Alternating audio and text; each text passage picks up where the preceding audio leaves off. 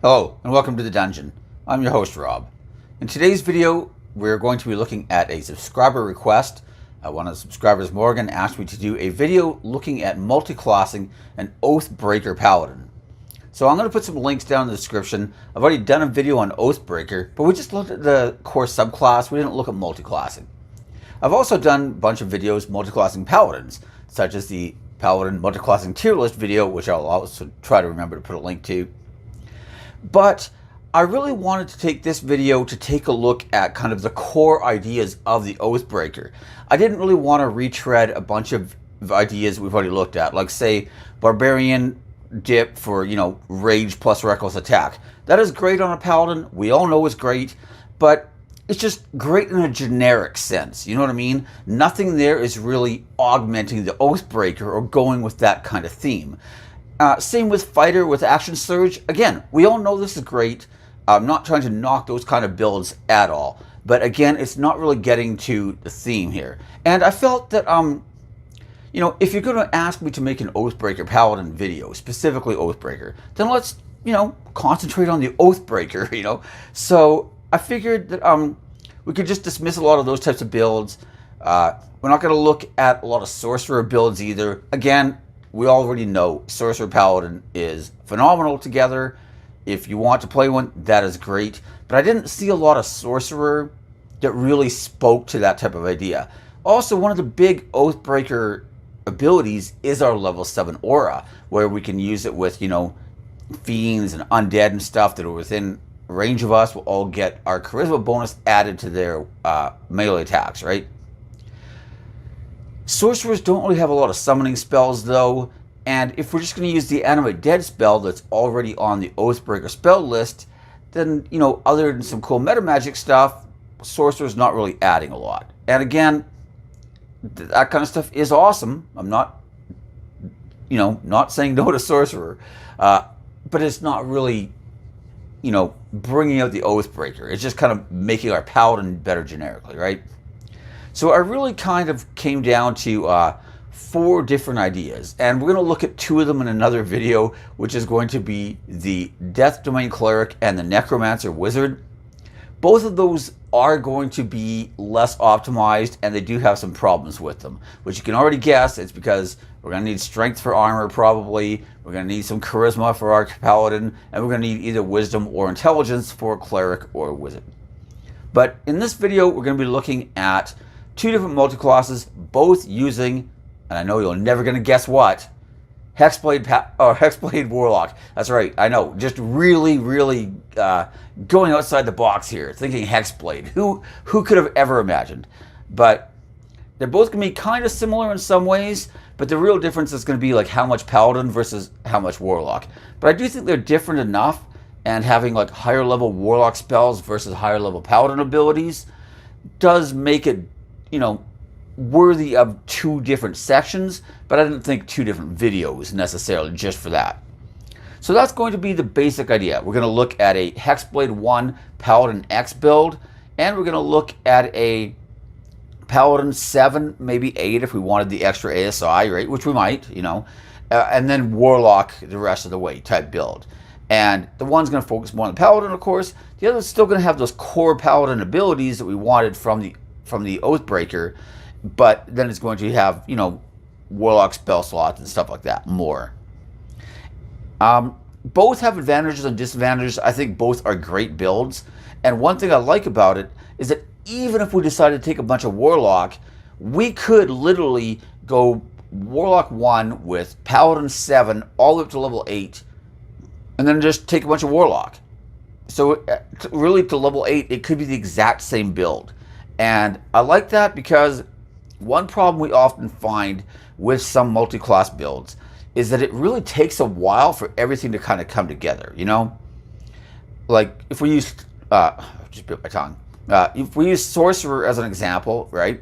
If we're looking at 7 levels of Paladin in order to get our Aura of Hate, and the 3 levels of Sorcerer to get meta magic, and really, a couple more levels of Sorcerer so we can actually get some decent spell slots, and maybe some spells and all the other things we wanted, we're already like 10, 12 levels into the campaign. The campaign is probably just ending by the time we've actually gotten everything all together, anyways, enough preamble stuff. Let's take a look at the Oathbreaker. I'm not going to go through like all the abilities in extreme detail. We already did that in the Oathbreaker video, which I'll link, but we will touch over them really quickly because I don't think it's really fair to just be like, go watch other videos when you're here for this video, This is probably why I'm terrible at cross-promoting myself. Well, but anyways, so we have our spell list. Depending on how many levels of Oathbreaker Paladin we take, some of these will be more relevant than others. At level 3, though, we're going to get Hellish Rebuke and Inflict Wounds.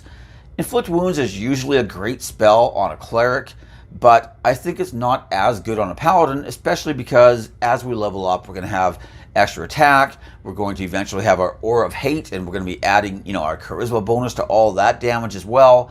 And sure, we could upcast Inflict Wounds, but now it's using spell slots. We could have just used that spell slot for a Smite.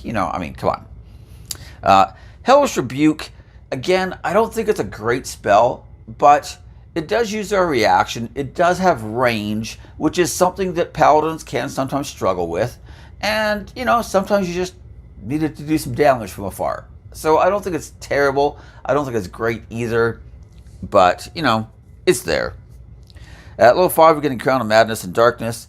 Darkness, if we wanted to go like a Darkness Devil Sight type of build, could be really, really nice because we're going to be adding 1 level of Warlock already. We could possibly add 2, and especially if we go like the Paladin 7 or 8 and then Warlock the rest of the way, that becomes an option. I'm personally not a big fan of this playstyle. I know some people at my table are not fond of it at all, but it is a great way to just, gain advantage when you need it. So it's at least worth mentioning, even if you don't want to use it, right? Crown of Madness, it's a crowd control with some severe limitations, but under the right circumstances, it can be all right. The real standout, though, on this entire spell list for what we want to do is really at level 9 with Animate Dead. Now, I realize Animate Dead can be a very difficult spell to use sometimes. It can slow the game down as you got a bunch of skeletons or zombies that are all rolling their attacks and whatnot. They have their own initiative, which could be, slowing things down even further. If you're using like a map, then trying to place all your undead minions can sometimes be annoying to other players. And it's going to be even worse in this case because our skeletons, if we decide to use them, can't use the bows. Our Aura of Hate specifically uses melee weapons. So, you can't just even have your skeletons out the back shooting arrows or just standing 10 feet behind you and shooting arrows. Doesn't work. They're going to have to be up front with you smacking things with the sword. Or stabbing, I guess, not smacking. So, I do think there's some other options that we can look at because I don't necessarily even know if we're going to go high enough to get Animate Dead. We may want to use, other similar type of abilities. But, it's on the list. It's kind of one of the big draws. We've also got Bestow Curse, Blight, Confusion, Contagion, and Dominate Person. Confusion's kind of a nice addition. Small area of effect generally, but it is a decent CC spell, and it's one that, as we level up, we start fighting more things that are immune to Charm and immune to Fear, which, basically shuts down things like Hypnotic Pattern and Fear. So, having another option is pretty good. Confusion, though, it's not as tight a control as we might like, because they could just act normally. They could hit our allies even if they're confused. There's a pretty good chance that they're going to either do nothing or do something that might help us, but pretty good chance isn't the same as guaranteed. Anyways, the spell list is pretty minor, though. The main things we want are our channel divinities and our level 7 aura. So, level 3, we're going to choose our Oathbreaker, or maybe we chose a different oath, and then we're going to roleplay breaking that oath and becoming an Oathbreaker. That can also be very fun. Oh, I should mention that one of the things Morgan specifically asked about was roleplay, so we're going to talk about that more towards the end of the video and just ways to play this character, because Oathbreaker Paladin could be the only class or subclass in the entire game where they give us an alignment restriction. It literally says that the Paladin loses their other abilities and it has to be evil. Yes.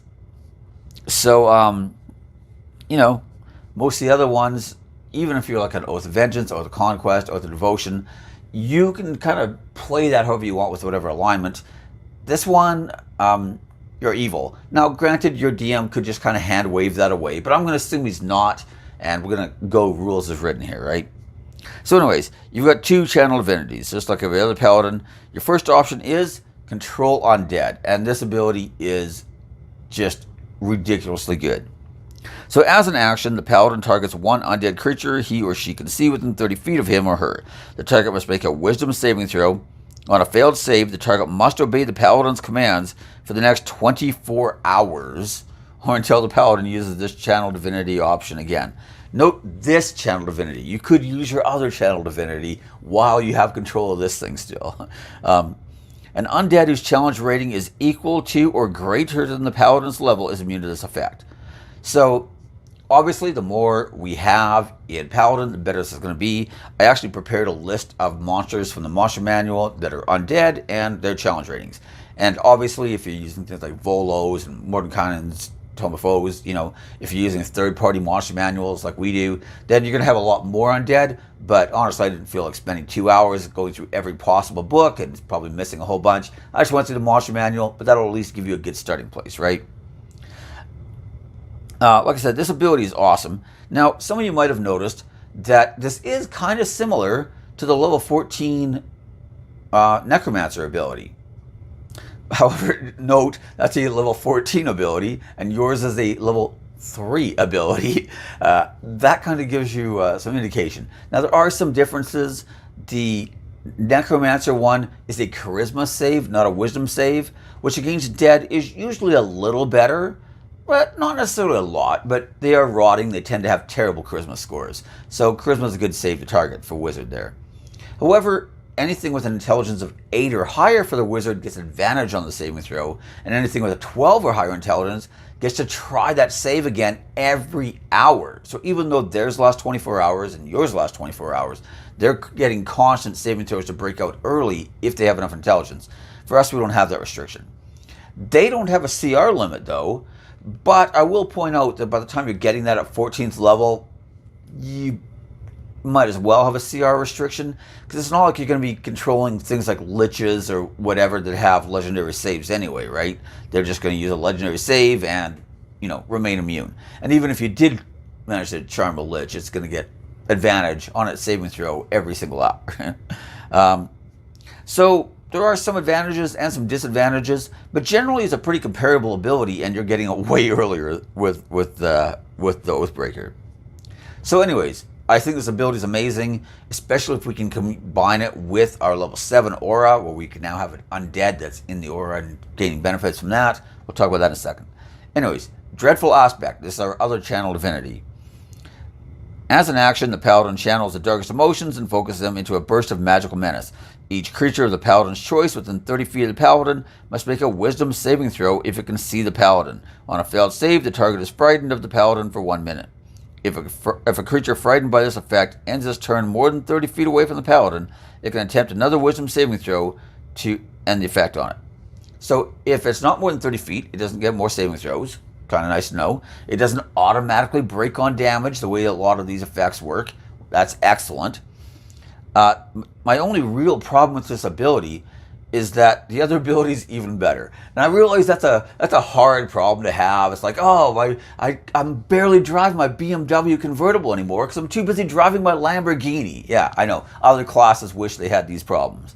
But anyways, it does give you a nice backup, though, for when you have something controlled or your DM's being a jerk and not sending any sweet, juicy undead your way for you to just command and ruin his campaign with. But it is a great ability. Crowd control, frightened effect is pretty nice. No friendly fire, right? We get to choose what's affected and what isn't. It's just an excellent ability. It's basically exactly the same as the Oath of Conquest Paladin. Although, to be fair to the Oath of Conquest Paladin, they also get that aura where they can shut the thing's movements down and do damage to them. So even though the ability is basically identical, they have other abilities that make their version of it slightly better for them. But, you know, we got other things here. So anyways, on to the next big ability, Aura of Hate.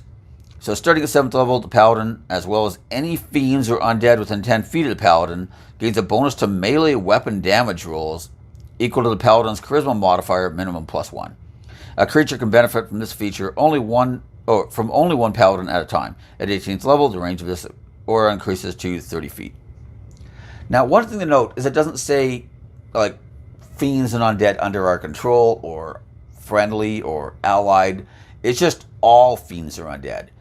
Colby from D4 Deep Dive made the comment that he likes to imagine it as being like just this aura that causes undead within it to just like go frenzied, and that can be a good thing or a bad thing, right? It means that even undead attacking you and your party members will just do extra damage, and your party will just absolutely love that ability from you when they're getting hit twice as hard, you know?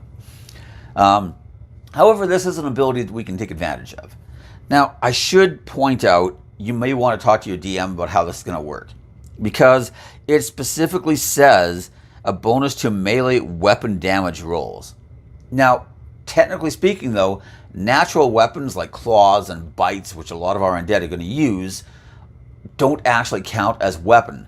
But it doesn't actually say melee weapons, it says melee weapon damage rolls. And those are all listed as melee damage attacks. It just has, Crawford is cleared that, just because it says it's a melee attack doesn't mean it's a melee weapon attack, even though it says melee weapon attack on it, But they're not using a weapon. Terrible wording, very confusing. But this does really restrict how useful our aura could be, because a lot of the undead that we might want to charm, even if they use claws and stuff, they might not get the benefit of our aura. So I would definitely talk to my DM. I did make a note in my list of undead which ones actually use weapons, and I will say that even ones that don't by default, if they're intelligent, like say a vampire spawn, you could just tell it to attack things with a weapon if you care about that more than it using its bite attack, for example, right? Or a claw attack. So I do think there are things we could do. I mean, you could even give magical weapons, honestly, So I think that there's some things we can do to kind of work around it. And personally, if I was a DM, I just would say, I don't care. But I know some people, not so much, right? A level 15 ability, supernatural resistance. At level 15, you gain resistance to bludgeoning, piercing, and slashing damage from non-magical weapons. This is fine. Obviously, it's non-magical weapons only. And, there are a lot of things that have attacks that count as magical weapons. But even at high levels, there's a lot of things that don't. This is coming online pretty late, though. I mean, level 15 is late enough, but if we have 1 or 2 levels of Warlock on top of that, it's not something that I'm like really looking forward to. It's just, oh, okay, I got that too, right? Obviously, if we take more Warlock, though, this will never come online. We also have our Dreadload ability, but I won't bother reading it since that comes at level 20, and even 1 level of Warlock will prevent us from getting that ability.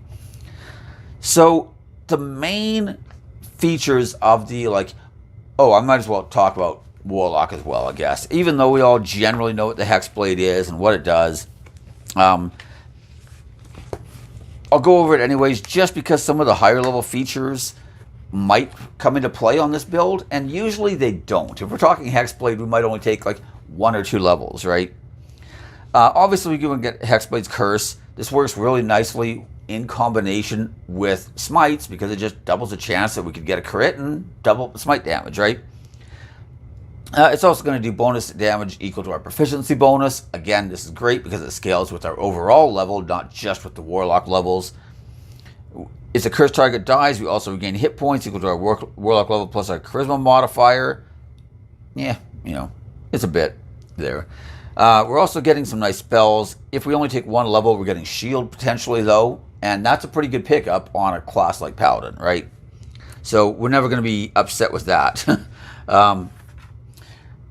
We're also, of course, going to get our Hex Warrior. This is the one where we can use a one-handed weapon, and we can use our Charisma instead of our Strength or our Dexterity.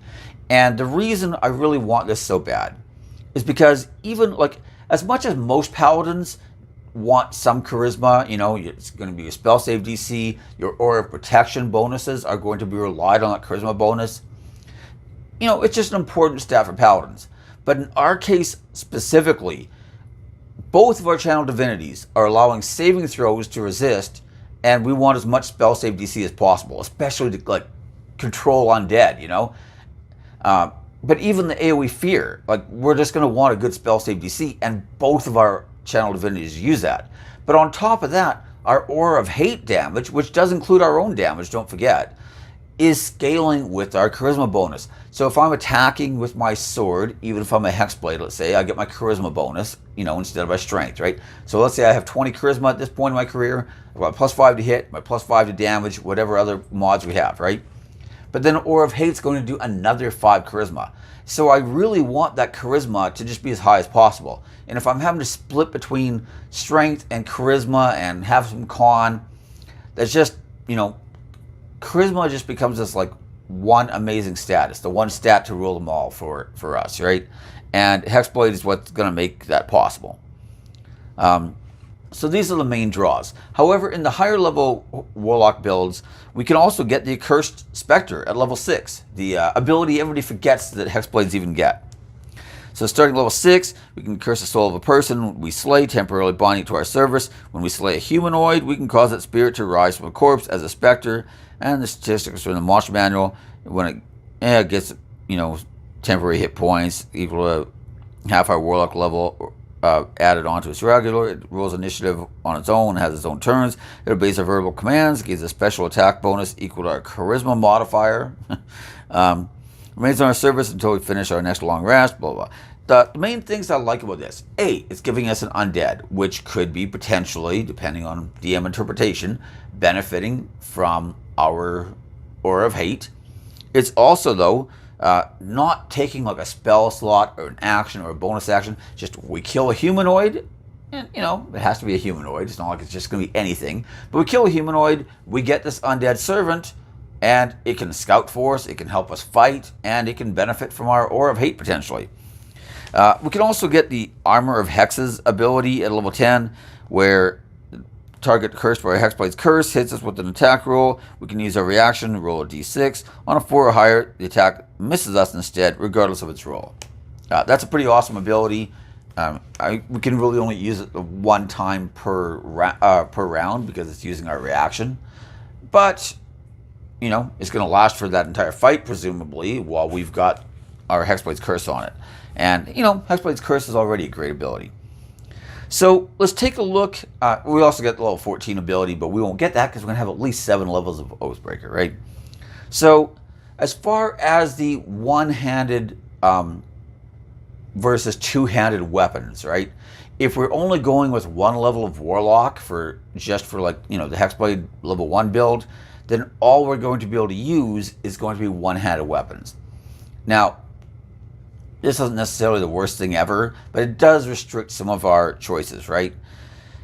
If we want to go sword and board, this can lead to some issues with spell casting where we have verbal, or sorry, not verbal, but somatic or material components for the spell, and now we have no free hands. This kind of might want us to take Warcaster feat, and that's just, you know, Warcaster is a great feat, but it's just another thing on our list that we're going to kind of need. And, you know, that kind of starts getting a little awkward, right? Not that we wouldn't want it, it's still great, but I'm just saying that there can be some issues here. Also, it means that we're not going to be able to take things like Great Weapon Mastery. That's not necessarily the end of the world. Unless I want to use Darkness Devil Sight, I don't necessarily have any good way of compensating for that -5 hit penalty. And because I'm getting so much damage from my aura and everything else, and possibly improved Divine Smite, right? I really just don't want to miss. That's going to be a big issue for me if I'm constantly missing, even if I get a 10 plus 10 damage bonus.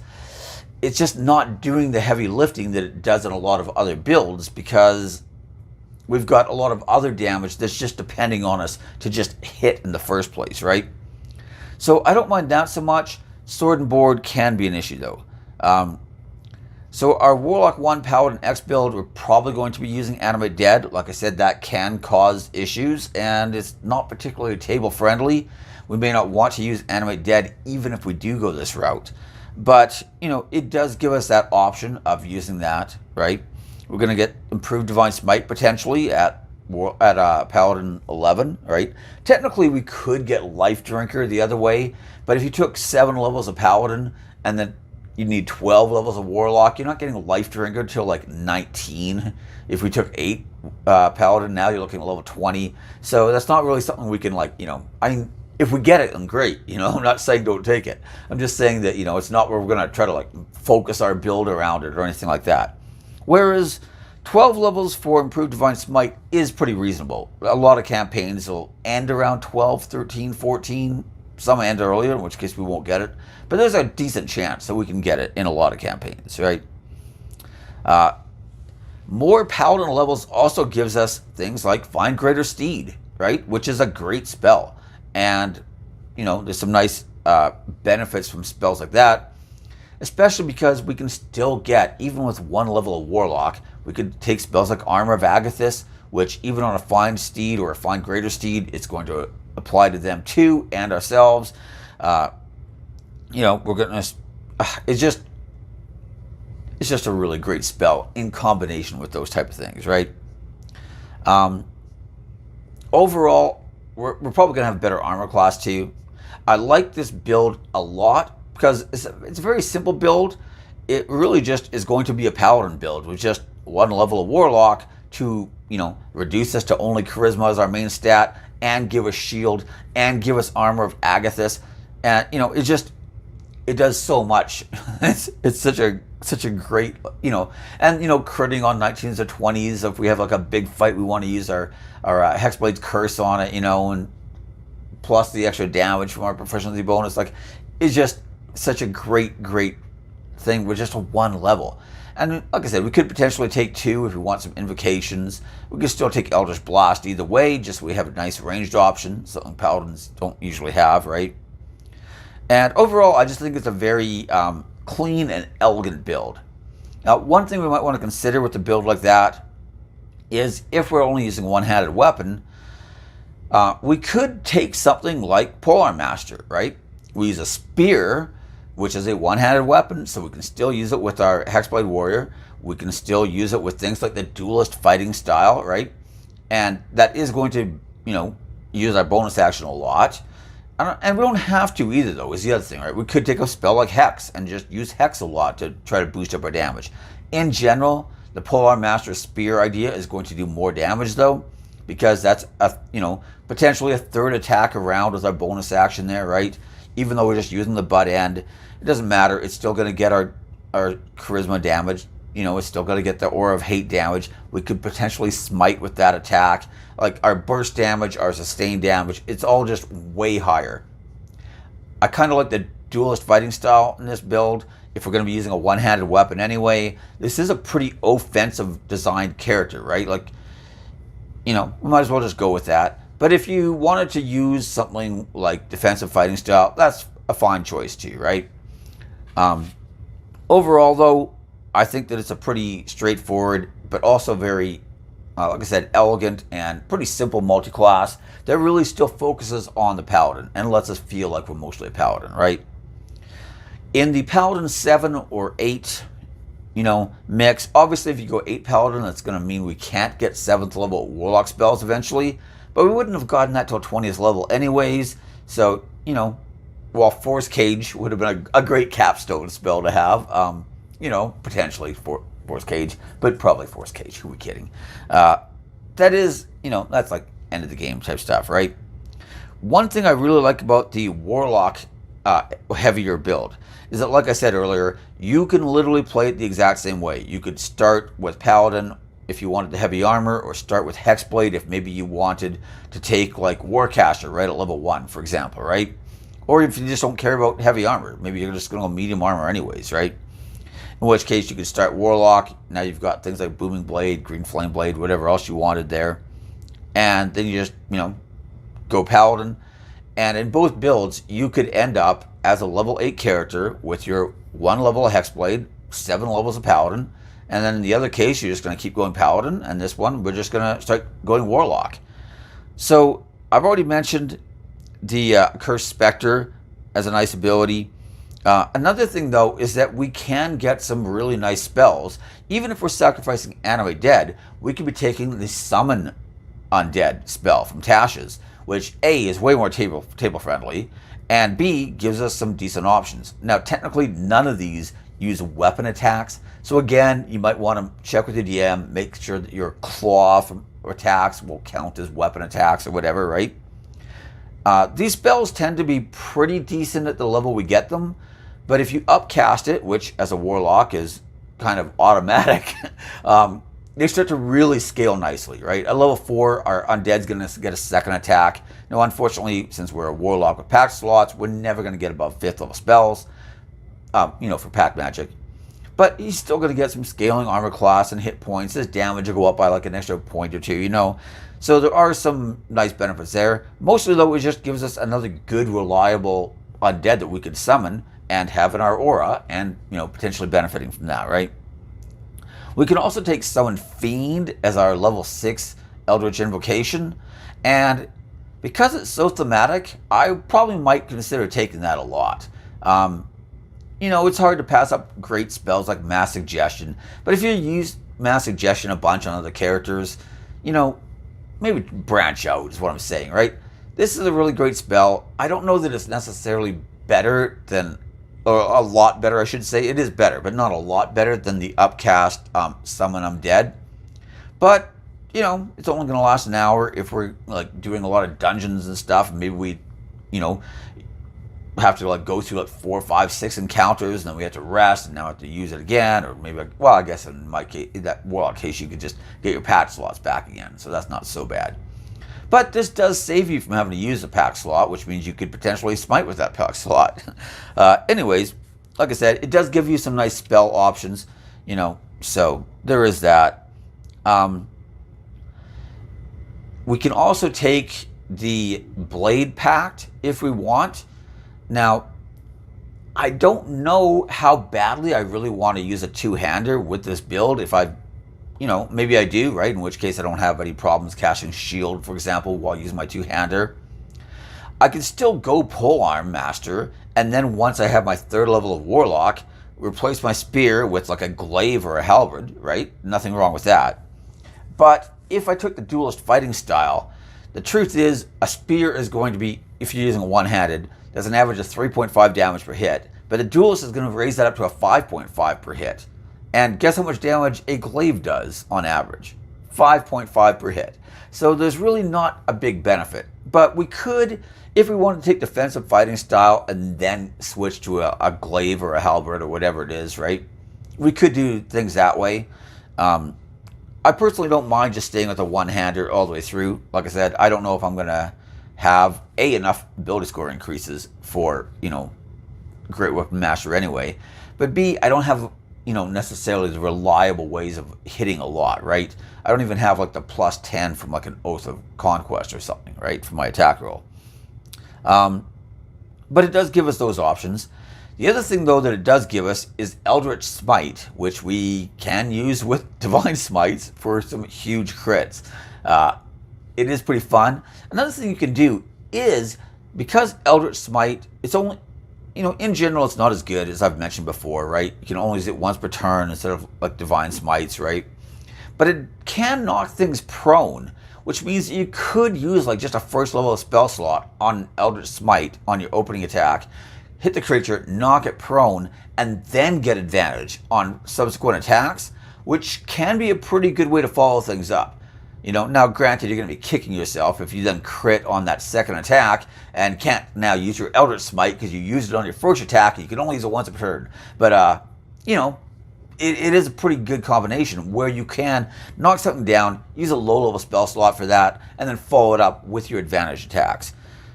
The other thing, though, that I think is worth considering at least is maybe not even going with Pact of the Blade at all, and maybe going Pact of the Chain.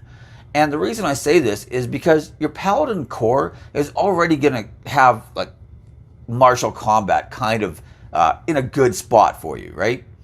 But you could add an imp or something like that as a familiar, which is a fiend and could possibly benefit from your Aura of Hate. It's just another minion that's not requiring concentration that could be in there attacking, and if you take their 8 invocations, he can be they can be making saving throws versus your spell save DC, not his, etc. You can be taking damage for him potentially and keeping him alive a little longer. You know, there are some really cool things you could do like that. And then it gives you a nice scouting option. Now, at the end of the day, I think I might still go for the Elder Smites in this case, but I'm just saying that it is a worthy alternative if you want to maybe go that direction instead, right? So between the two, we've already discussed things like Warcaster as a feat. We've already discussed things like Polearm Master. And like I said, you don't have to go Polearm Master if you don't want, but getting that bonus action attack and potentially smiting with it, or getting, improved Divine Smite on top of that, or Life Drinker, if we're level 20, getting that a third time in a round, it can be pretty big. And it's also, just more damage with our Aura of Hate and everything else, right? Now, if I'm using my Imp Familiar to attack, it's going to be using my bonus action, which means I probably won't care so much about that. But, then I can use a two-hander and not have to care as much, right? So, that does give me a lot more flexibility. At the end of the day, though, I think both builds are really, really solid. It just depends on more. Do you want some of the more Paladin abilities with the slower spell slot progression, or do you want some more like Warlock themed stuff with higher spell slot progression, spells coming back on a short rest, but the spell slots aren't going to stack, which can be a bit of an issue. Now, it does mean you can use your Paladin spell slots for things like shield and stuff, right? There is that, which is very nice. But, if it was Sorcerer, we get a lot better spell stacking, for example, because on our Sorcerer and Paladin levels are combining, but not going to be the case in this one. But that's okay. I think both are very, very solid. It really just depends on which you want to kind of go with more. Anyways, other feats, though, that we might want to consider besides just Polearm Master and Warcaster. Obviously, if we have an odd ability score, which good chance we might, especially if we went custom lineage. Obviously, things like Fey Touched. I cannot say enough about how good Fey Touched is in a build like this, where we really need some mobility in order to be able to stay in range of stuff, use our aura against them, etc., right? And being able to Misty Step once a day for free, and then as many times as we want, as long as we use a second or higher level spell slot. This is pretty awesome. It also comes with a half feat where we could bump that charisma up by 1 point, make it even better. Shadow Touch is also quite good, but I feel like for this build, Fey Touch is going to be more because I kind of value the mobility more, right? Of course, depending on what race we took, we might want Alert, like maybe we want Bugbear, for example, right? Alert's just great in general, by the way, not just on Bugbears. It's just an awesome feat, period. Speed kills, as they say. Also, things like Lucky, great generic feat as well. Inspirational Leader. If we have a lot of like pets and minions that are intelligent enough to understand us, this can be pretty nice as well, right? So, just boosting up all their like hit points by giving them a bunch of terrible hit points, temporary hit points. Freudian slip. I'm sure it's a little both. But anyways, that can be a pretty good choice as well. And then anything we might have wanted that we think we can fit in. Because we're going with Charisma as our main stat, it does make it a little easier to squeeze in some of these feats. However, I will warn you that if you end up going with like, let's say you wanted to go Paladin 7, and then you decide, I really kind of wanted the 2 levels of Fighter for Action Surge, and maybe Raging with Reckless Attack wasn't so bad after all, and I could go with a Great Weapon and Great Weapon Mastery in that case. And then I'm going to add in some like Warlock or Sorcerer to get some better spell slots. And all of a sudden you realize, oh wait, I'm level 11 and I don't even have my first level of Warlock or Sorcerer yet. And I've also had a grand total of 1 ASI. That can be a problem. I sometimes see builds where people have like, 5 different classes, and then you realize that, they're level 17 with 1 ASI, and you're like, you might have just wanted some feats in there. A lot of times that's just a better choice. Anyways, as for some roleplay ideas. So, obviously, if we have to be evil, we could just straight up be evil, right? There's, well, I was going to say there's nothing wrong with that, but of course we're evil, so it is wrong. But, evil characters can be fun, especially if we're in a evil campaign and the rest of the party's on board with that. But maybe they aren't, right? But I don't think that's necessarily the end of the world. I personally really like kind of like anti-hero type of characters, right? So just some great examples from comic books would be like Deathstroke the Terminator from DC and the Punisher from Marvel, right? Or even Deadpool. But,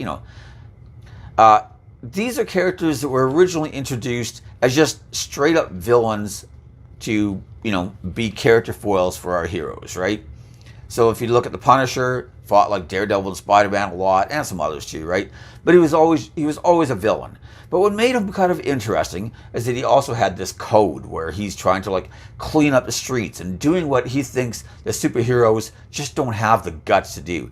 And it's not even that he really hates the superheroes. He just thinks that they're just kind of weak because they don't want to make that last step, right? Like, think of how many people could have been saved if Batman would have just killed the Joker or some of these other villains along the line, right? These kind of guys are like, yeah, we're just doing what you don't have the guts to do. And I think that can make a really fun character, where maybe we don't even think we're evil. Like, we are evil, because that has to be our alignment. Thanks, Dungeon Master's Guide. But maybe we don't consider ourselves evil. We just think that we're the guy who makes the hard choices that nobody else has the guts to make, right? And so we justify it and rationalize these things in our mind in that type of way. That can be a fun character to play, actually, where we're evil, but we don't really think we are, but we always find ways to like use the ends to justify, or the means to justify the ends, sorry, is what I meant to say. And, I think that can be a interesting way to roleplay. And it also explains how we can still fit in with a party of like good and neutral characters, because we don't think we're evil. We don't think they're evil either. We might think that they're maybe just a little too soft-hearted, but that doesn't make them bad people. We probably just feel that, like, at the end of the day, we're the one who has to make those tough calls because nobody else wants to do it, right? And we probably think that we're just more practical. Everybody else is a little more idealistic, but we're that down-to-earth, practical guy who, does what needs to be done, right? And like I said, that can be a fun character to play and can still allow us to fit in with another party. We could also, of course, just be secretly evil, where we know we're evil, but we're infiltrating this other group, and maybe we're trying to lead them down a more evil path or whatever else, right? That can be kind of fun too. But really, I just love the idea of the anti-hero. If I was going to play this character, which hopefully someday I will, that is definitely the way in which I would take it. I don't think I'm evil. I just am, though. Another thing that could be fun to roleplay would be this kind of like narrative path of our character, right? Like I said, maybe we don't start being evil. Maybe we start as like an Oath of Devotion Paladin or something else that's like super righteous and warm and fuzzy, right? But then, due to some tragic event, we become an Oathbreaker Paladin. So one reason I think this works really well, especially with Warlock, is because when you think about an Oathbreaker, well, what is the oath I broke? Well, one really good narrative tool is just say, well, I abandoned my old oaths and made a bunch of new oaths with my patron, right? Like, literally the act of becoming a warlock could have been the act which then broke my old oaths. And so I think that's a fun way to roleplay things in that sense, right? Like I said, you could start as, Oath of Devotion, just as an example, and then you take, one level of Warlock, and then you, go back into Paladin, become an Oathbreaker Paladin at this point, and then you begin playing your Oathbreaker. And then maybe at the end of the campaign, when you've defeated the big bad or big good or whatever it happens to be in your case, maybe you feel that you've now like atoned for your sins, or you've had this like spiritual awakening, and you could maybe become like Oath of Redemption or something like that, and kind of have this cool narrative story. It's at the end of the campaign anyway. We don't care if we like those abilities or not. It's just a nice like emotional closure for our character. And I think that those kind of narratives can be really fun to build into the story and into our character's role in that story. Like I said, and being a fallen character can be a lot of fun too, right? Or role-playing that aspect. And maybe we do that in the game. Maybe it's just in the backstory, right? Either way, I think it works fine, but I do like that kind of narrative arc of our character where, you know, we were once good and noble, but now we've become an Oathbreaker, but maybe we redeem ourselves, and maybe we don't. Maybe we just become an absolute tyrant, you know? Who knows, right? But either way, I think that can be kind of a fun way to play the character and like a fun way to steer things. Anyways, let's talk a little bit about our command undead. So like I said, I went through the monster manual, and these are the things I discovered. Number one, we have at CR 1/4, skeletons and zombies. Obviously, these aren't our prime choice of undead to control, but it does mean that we can control them when we're level 3, right? Because we need a level 2 or less CR, or CR2 or less. But more importantly, we can create these with anime dead, right? So it's at least worth knowing they're on the list. Skeletons use weapons, so if our DM is a stickler for the actual melee weapon requiring an actual weapon, then that's perfectly fine. Zombie, not so much, unfortunately. There are some interesting combinations though with zombies I should have mentioned. Like AoE spells that do like persistent damage or have persistent effects, like, you know, like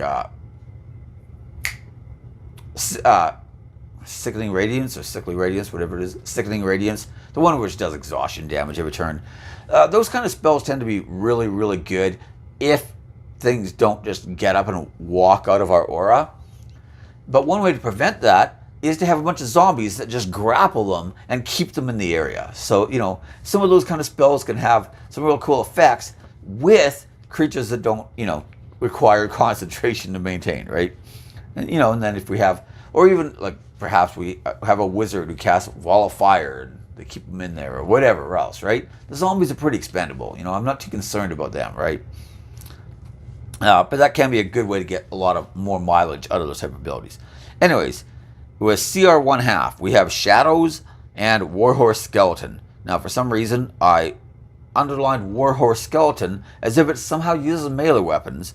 I'm pretty sure that the Warhorse Skeleton does not use any weapons. So, moving on. At CR 1, we get Ghouls and Spectres. And this is starting to be that point where some of these things are actually pretty good at low levels, right? Like zombies and skeletons, But, you know, even if we're like a level 3 or 4 character, ghouls and specters make pretty powerful pets at that level. So CR1 is nothing to laugh at when we're a low level character, especially in like tier 1 play, right? At CR2, we have the Ghast, the Minotaur Skeleton, which does use a weapon. We have the Ogre Zombie, which also uses a weapon. And we have the Will-O-Wisp, which does not. By the way, some of these don't even use melee attacks at all. I'm just listing all the things by CR. Obviously, if you know, things like Will-O-Wisp and Ghosts and stuff that don't actually make physical attacks most of the time, less useful for Aura of Hate. But, you know, just talking in general, what we can control, what kind of creatures we might want to get, right? CR3, we have the Mummy. I actually thought they were like CR5 or 6, but no, they're CR3, which means that, you know, pretty accessible. We also have the Wight, which does use a weapon. So, again, pretty good for a CR3 creature. CR4, we have Banshees, Flame Skulls, Ghosts, and Bone Naga. None of those use weapons, but they're all pretty powerful minions in general, so, you know, not bad. At CR5, we have the Vampire Spawn, the Wraith, the Revenant, and somehow I almost missed the Beholder Zombie. Now, technically, none of those use weapons either, but like I said, Vampire Spawn and Revenants are at least intelligent enough that we could probably give them a weapon, and they could use that if we wanted. And, you know, at this point, CR5 creatures are starting to be pretty strong. Now, unfortunately, in the Monster Manual at least, we have a huge gap going from CR5 to the Vampire at CR13. Now, maybe I missed it because I didn't spend a lot of time. I just flipped page by page, wrote down all the ones I saw, right? So it's very possible I missed more, but I did not see anything between CR5 and CR13. Now, if we only went 7 or 8 levels of Paladin, obviously these higher CR creatures are not going to be on the menu at all, right? But that's okay, because like I said, a lot of these things are going to have legendary saves and whatnot anyways. So we're starting to get into that territory where I can't reliably use this ability anyways in a lot of cases. So whatever. But, you know, in the sake of being a completionist, they're still on the list. So like I said, Vampire, CR 13. Oh, also Death Tyrant is CR 13. Mummy Lord. Actually, I thought Death Tyrant was CR 14. Maybe I screwed that one up. Either way, it's right around there. Mummy Lord, CR 15. We have the Death Knight and the Adult Blue Dracolich, both at CR 17. So, you know, if we had 19 levels of Paladin, this is still doable. But of course, there's also the Demi-Lich at CR 18, which technically is probably the most powerful one that we could get with his ability, at least from the Monster Manual. Because the only other one I found was Lich, which is a CR 21 and is therefore beyond our control. But that does give us an idea of some of the undead that we can command. And in general, I just really like this image of this Paladin who's in there just beating on things with my weapon, doing a bunch of extra damage, maybe with some minions around me doing extra damage. This is one problem that Animate Dead can sometimes have, where if we want to upcast it, we get a lot more undead. But then trying to keep all those undead within a 10-foot aura can be rather difficult. On the other hand, if I've got some tiny little flying imp potentially, and I've got my, you know, accursed specter, or maybe I've got a summoned undead, or all those, I might be able to keep 2 or 3 things within the aura, right? So, you know, there is that. Overall, I think the Oathbreaker Paladin is very fun. It's very thematic. I've never played one, but man, when I started thinking about it, I was like, man, how have I never played an Oathbreaker before? That sounds awesome. And I really like a lot of the abilities. It's one of the most offensively minded Paladins we have, but it's still pretty solid on defense, just like any Paladin is, right? We still have Aura of Protection. We still have Lay Hands. We still have all the other Paladin abilities, right? You know, we're immune to disease, which is good because we're going to be handling a bunch of undead, probably. You know, give them a good job, Gary, after every fight or whatever, right? So, you know, we kind of need to be immune to the disease, obviously. You know, so we still have all that. It's just we've also got extra damage from our Aura of Hate, and potentially extra damage to some minions, and potentially extra damage to our party members when we fight a bunch of fiends. You know. You take the good with the bad, right? Like I said, anyways, that's basically everything for this. The next video is going to be taking a look at the Oath of Conquest, or not the Oath of Conquest, the Oathbreaker combined with the Necromancer or the Death Domain Cleric. And I don't expect those ones to be quite as good, but they are definitely thematic, so what the heck? Let's at least take a look at it and see what we can maybe figure out between, you know, now and then. That gives me some time to start trying to figure out how to make it work, right? Spoiler alert, there might be a little Hexblade in both of those builds too, because we could probably use the charisma to eliminate some strength requirements. Although if we want to wear decent armor, we're still going to have some strength, and we need 13 strength just to multi-class out of Paladin. So, you know, we can never just dump strength entirely, right? But anyways, that's everything for this video. Hopefully, Morgan, you're happy with what we got here. I know it's a little disjointed in parts. My notes are never, they always look good when I write them, and then when I, you know, start talking, I lose my place or realize I skipped things or put things in the wrong order. But, you know, it's kind of a clown show here. You know, we're not super professional. We're just more like idea things, you know. Anyways, that's everything. So thank you for watching. Feel free to like, subscribe, ring the bell for notifications, and of course, most importantly, leave me your comments in the comment section. I promise to read every comment. This video came about because I read somebody's comment, you know, and the next video is also going to be an extension of this video, which was an extension of that comment. So, you know, definitely comment. Anyways, thank you for watching, and I'll see you next time. Bye.